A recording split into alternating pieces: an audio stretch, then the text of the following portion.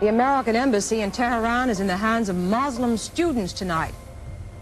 They're holding hostages. One report says as many as 100, most of them American. The State Department has set up a special task force. Here in New York, Iranian students chained themselves to the Statue of Liberty. The reaction in New York, whether or not it's a coincidence, has been the occupation of the Statue of Liberty. The demonstrators draped a banner demanding the United States return the Shah to Iran.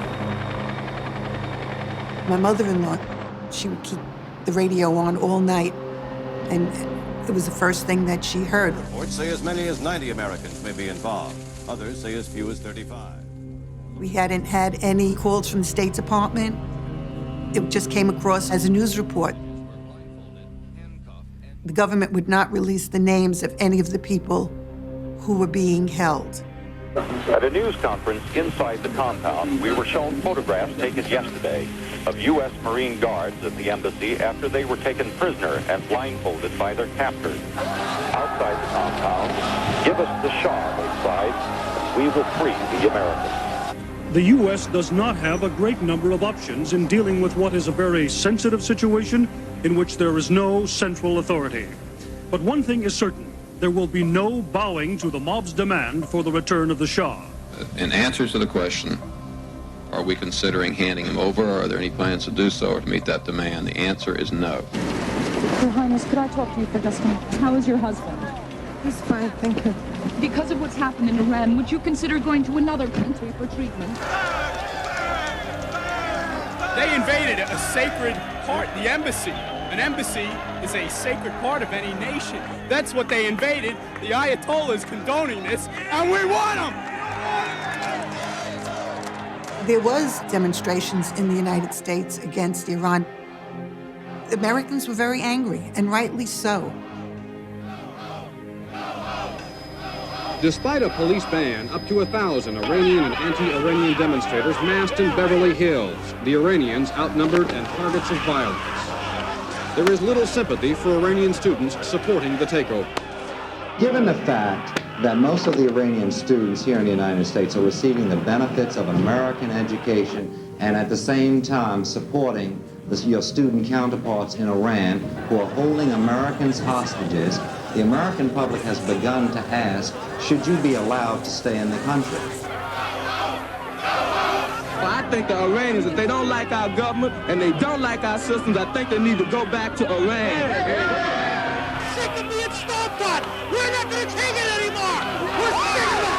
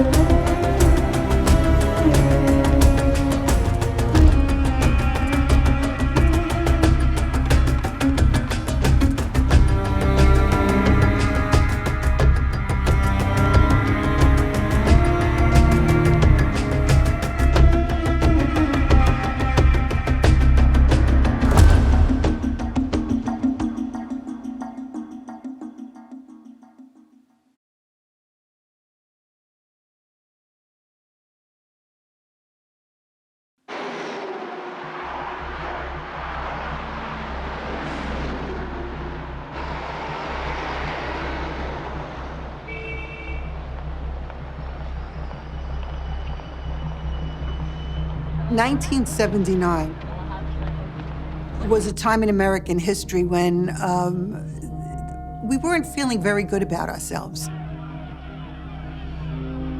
The Vietnam War had ended in a terrible evacuation of our people from the embassy. I remember the images of people clawing to get on the last helicopters going out. The economy was not doing very well. Everything in the country was like negative, negative. A gasoline shortage led to violence over the weekend in Levittown, Pennsylvania, just outside Philadelphia. A new study shows the American people spend 1/4 of their entire personal income on buying and operating cars and trucks. It is a crisis of confidence.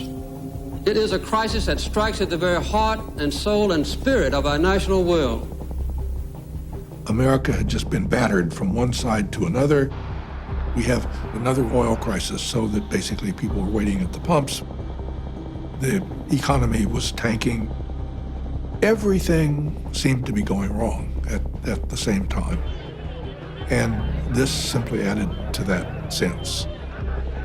Any encouraging news from Iran, Mr. President? No. Status quo, sir? Yes, I'm quite so. President Carter's special two-man diplomatic mission to Iran remains stalled in Turkey. The spokesman tried to counter a spreading bleak impression that all diplomatic trails have led to a dead end. The America who, if John F. Kennedy could go to the moon, all of a sudden, we can't do anything right. And here's our people being held hostage in Iran. And again, we can't do anything.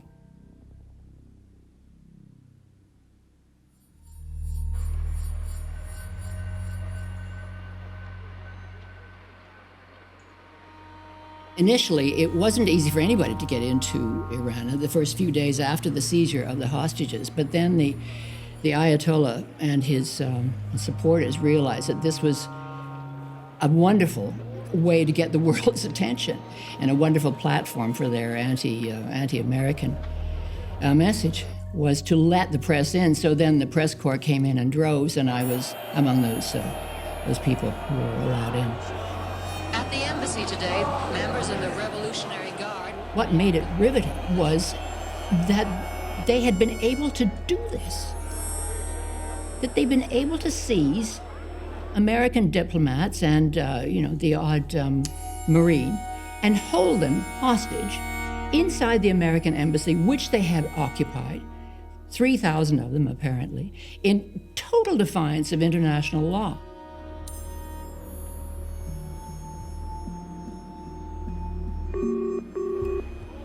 I received a phone call one morning in my hotel room.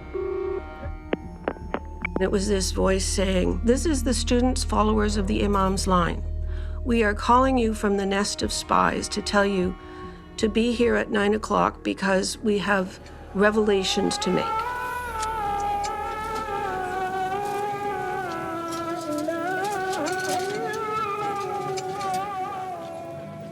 It was rather haunting to know that the American hostages were right there within shouting distance, but we could do nothing for them.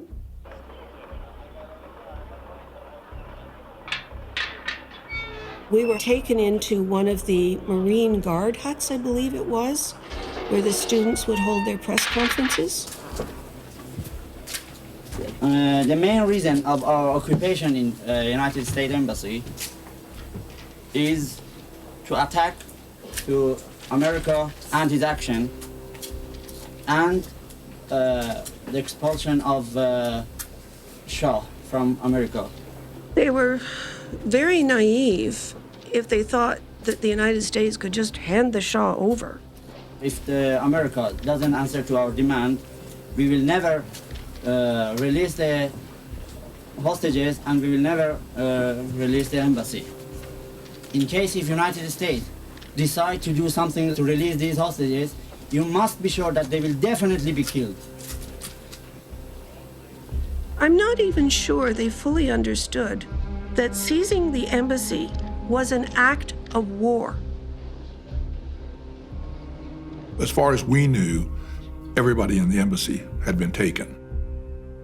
For the first 72 hours, it was basically just what we could get from our intelligence sources, which of course was limited. At the State Department, a special working group is on duty around the clock, trying to monitor developments in Iran. But there's a tremendous sense of frustration. We had a report from the Iranians actually covering the event that the son of Ayatollah Khomeini came to the embassy and climbed over the wall, lost his turban, and then got in and announced the Iranian government was fully behind the people who took the hostages. And at that point, it was very clear that until Khomeini changed his mind or decided to do something differently, that the people were there to stay. People in the West don't appreciate just how shocking this was, not just to us, but even to people in Iran.